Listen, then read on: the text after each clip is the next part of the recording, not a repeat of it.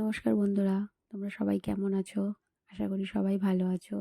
আজকে চলে এলাম লোটে মাছের রেসিপি নিয়ে। তো প্রথমেই আমি লোটে মাছগুলোকে ভালো করে ধুয়ে নিয়েছিলাম। তারপরে আমি সরু সরু করে আলু কেটে আলুগুলোকে একটু ভেজে নেব।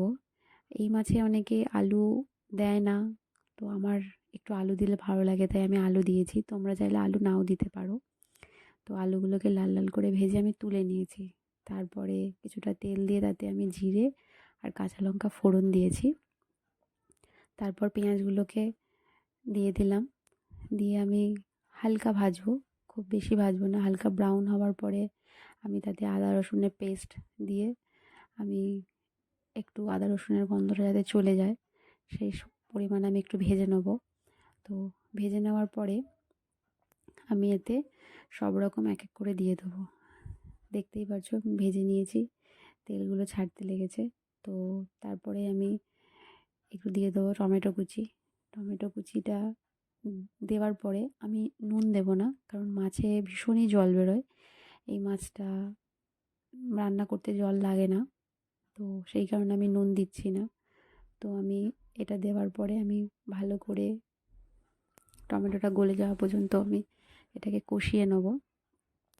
তো তোমরা এই মাছটার নাম কে কে শুনেছো সেটা আমাকে অবশ্যই জানাবে, আর এই মাছটা কে কী খেয়েছো সেটাও অবশ্যই জানাবে।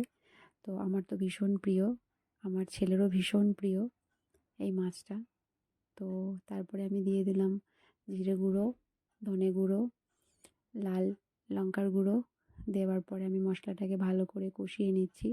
কষিয়ে নেওয়ার পর যেহেতু মাছগুলো গোটা থাকে না, তো সেই কারণে আমি এই মশলাটা কষানোর পরেই মাছগুলো দিয়ে দেবো। আর মাছগুলো তো নুন হলুদ মাখাইনি, সেই কারণে আমি একটু হলুদ দিয়ে দিলাম। নুনটা আমি দেবো না, নুনটা আমি একদম শেষের দিকেই দেবো, কারণ এই মাছ থেকে ভীষণ জল বেরোয় আগেই বললাম। তো মাছগুলো যেহেতু গোটা গোটা ভাজা রাখা যায় না, ওই জন্য আমি গোটা গোটা ভাজবো না বলেই আমি সব একসঙ্গেই দিয়ে দিলাম। তোমরা আবার ভেবো না যেন সব একসঙ্গে মাছ কী করে ভাজবে, যেহেতু মাছটা গোটা থাকে না আগেই বললাম। আর মাছে না বেশি কাঁটা নেই, শিলের একটা কাঁটা আছে, ওই কাঁটাটা গলায় লাগে না, তো সেই কারণে মাছগুলো ভেঙে গেলেও অসুবিধা নেই। তো আমি এইভাবেই অনেকক্ষণ ধরেই কষাবো, কষাতে কষাতেই জল জল বেরোবে, ওই জলেতেই রান্না হয়ে যাবে। যেহেতু মাছটাতে জল দিতে লাগে না, আমি শুকনো শুকনো করবো। তো মাছটা এইভাবে নাড়াচাড়া করতে করতেই মানে মাছটা থেকে জল বেরোবে। আর মাছটা খেলে না ভীষণ উপকার, সেই কারণে মাছটা আরও একটু বেশি পছন্দ করি আমি, আর টেস্টিও হয় ভীষণ। তো তারপরে আমি ঢাকিনি, ঢাকনা চাপা দিইনি, তাতেই এত জল দেখো। তো জলটা বেরোতে মানে দেখতে একটু কেমন লাগছে, মাছগুলো আর্ধেক আর্ধেক ভেঙে যাচ্ছে। তোমরা এটা ভেবো না যে আমি ইচ্ছা করে ভেঙেছি, এটা ভেঙেই যায়। তো তারপরে আমি একটু ধনেপাতা আর আলু ভাজা যেগুলো ছিল সেগুলো আমি দিয়ে দিলাম। সেগুলো দিয়ে দেওয়ার পরে আমি নাড়াচাড়া করে কিছুক্ষণ ঢেকে রাখবো। ঢেকে রাখার পর জলটা শুকিয়ে আসবে।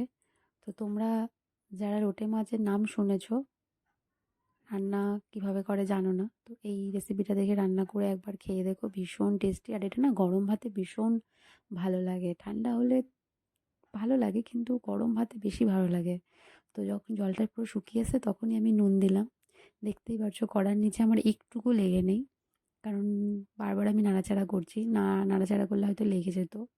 তো এরকমভাবে গরম ভাতে একবার খেয়ে আমাকে অবশ্যই কমেন্ট করে জানাবে কেমন হয়েছে। তো আজকের মতো এতটুকুই, টাটা।